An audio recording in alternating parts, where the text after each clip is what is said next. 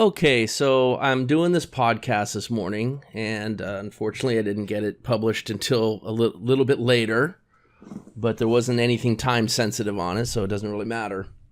I'm not very good in the mornings. I've got to focus on trading, and I'm on the West Coast, and I'm grumpy, and don't want to be really thinking about having to do stuff. That's one of the benefits of being able to trade, is I can just kind of do what I want. But I am committed to these podcasts, and so I started talking about this little setup that I used yesterday and that I showed people on the Wealth 365 presentation that I did. And I wrote a blog post as well, and I'm in the middle of writing it actually. I'm thinking the only way I'm going to really be able to show you this is by recording this video. So I thought I would do a quick impromptu video and talk to you a little bit about this one idea that I think is really great. It works well for me, and it'll probably work for you. Ultimately, I'm looking for a bar that's shaped just like this one. I'm going to put arrows here. You can see it. So it's a down bar with a wick that stabs up into my lines. Okay, there's some others. I think this is called a shooting star in candlestick terminology, but I think the shooting star has a small body and a longer wick. I don't really care so much about that if the body's a little bigger. Like, for example, this one works really well. But it's this one bar gives me a lot of information. And on the upside, it works too. It just depends on where it appears. I'm not interested in it at the end of a move. I rather see it when it's stabbing down. Whoops. Right here. For example, stabbing down into the lines and then closing up makes for a nice move. Okay, so that's basically it. I mean, there's nothing magical about it. And, you know, sometimes you're going to get some chop, and like you could see, there's a couple bars here that really didn't amount to anything, and a trade based on that one might have lost. And I'm not going to say it wins 100% of the time, but you can certainly increase your odds when you start applying some other techniques. And so, of course, I'm a big believer in stacking the odds in my favor and letting price action kind of talk to me and let me know what the market is up to. And I have my special indicators for doing that, marking where the the buyers or the sellers are exhausted, using my balance line, which is this green dotted line. It marks the balance power between buyers and sellers.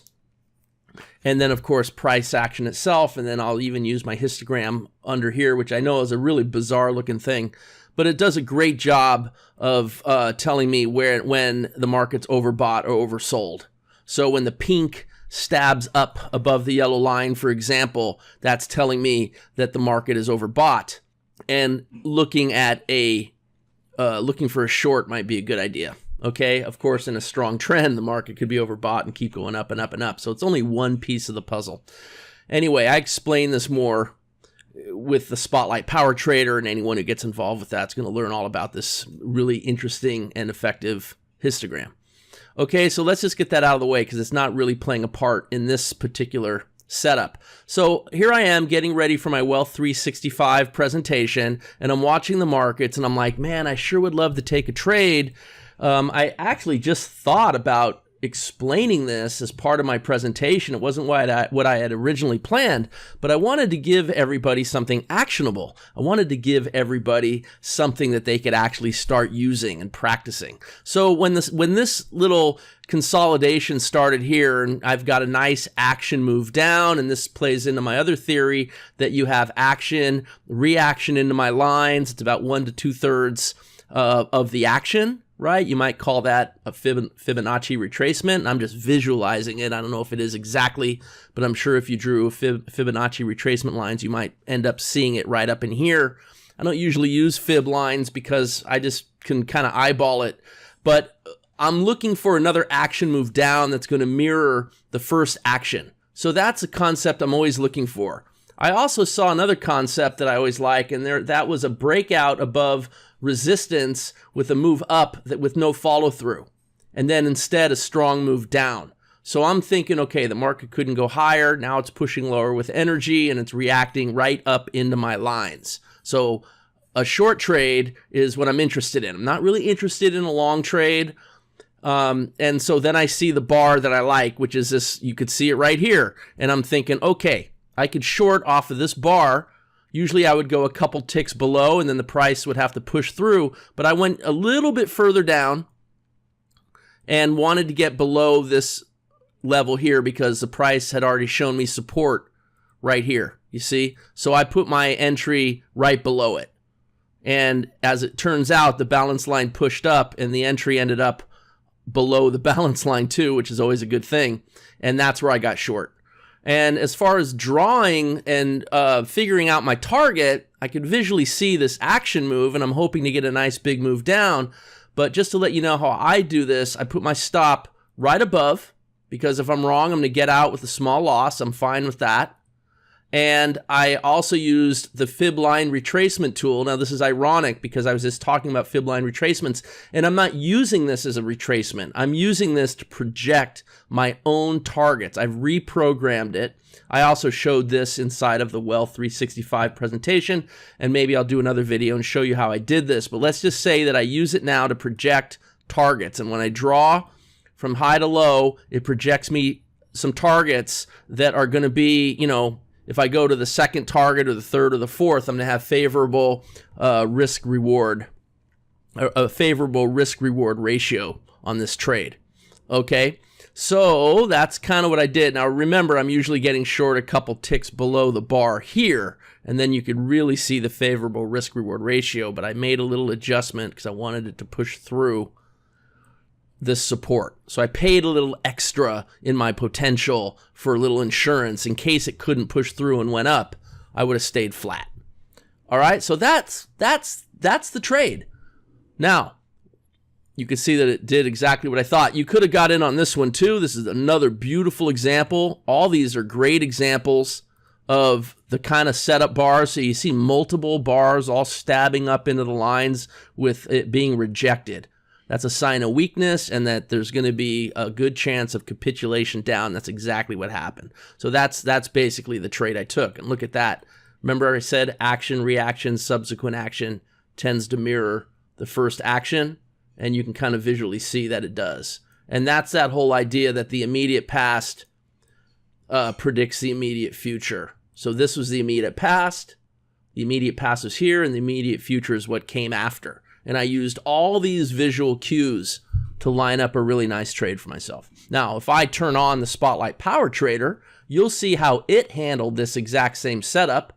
So I'm going to go ahead and turn it on because I have it handy right here, my calculator. And when I turn it on, a lot of beautiful things happen. Notice that this was the bar I set my trade up on, but one bar later is when the Spotlight identified a setup, and coincidentally, it gave me an entry. It was literally 2 ticks below where I got short, but look at the nice targets and look how accurate they were. Missing target 4 by like 2 ticks, and a beautiful trade. Using a similar principle, it wasn't looking for that shape of bar, but you've got your exhaustion dots, you've got your closing below the balance of power, the balance line, you've got price action confirming by pushing even lower and hitting the entry.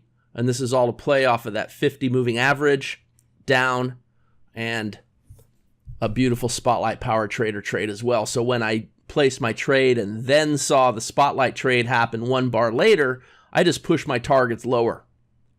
And so I actually did quite a bit better. I went with target 2 and target 3, and it was a nice way to go.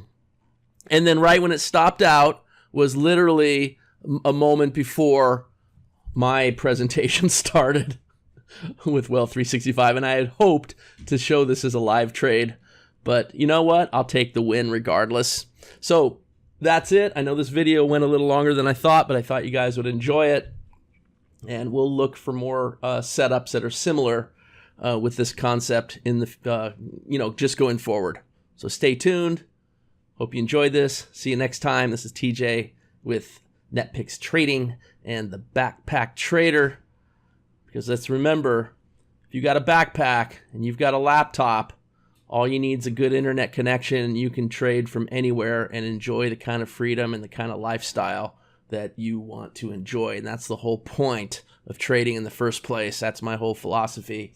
And as I said in the podcast earlier, I was able to get up to the beautiful Napa Valley, which is right up the street from where I live, and pick up my wine shipment.